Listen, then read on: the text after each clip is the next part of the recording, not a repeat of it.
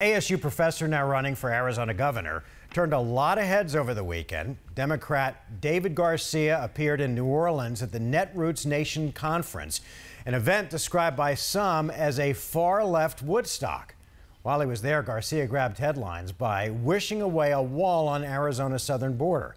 Team 12's political reporter Bram Resnick spoke with Garcia, who's now trying to tell a different tale. Bram? You have a candidate to lead a border state appearing to call for an open border. David Garcia told me today that's not what he had in mind.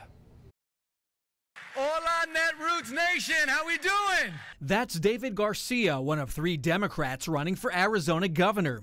He hit the stage Saturday at the annual Netroots Nation gathering in New Orleans. I want to just take a second and imagine.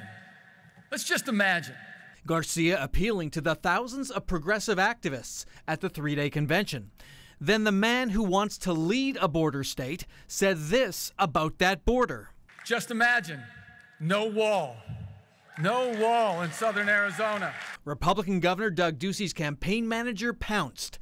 Why be with Arizona voters when you can suck up to socialists who support open borders? Back in Phoenix Monday, Garcia says he left one word out. That word is Trump. Just imagine no Trump's wall in southern Arizona. We stand against Trump's wall. It sounded like Garcia was walking back his comments. Could he ever see a day when there is no border barrier? No, everyone who's been down there understands that there is a barrier. I didn't say, and so from my perspective, this is very clearly about Trump's wall. Recent polling by Politico shows Arizonans are divided on Trump's signature wall. 47% support building the wall, while 48% oppose it. Ducey's people, already on the attack against Garcia weeks before the primary, won't let his comment go. Garcia can't walk this one back. Arizonans do not want to imagine an open border. It's not only an extreme idea, but it's one that would put the state and country in danger.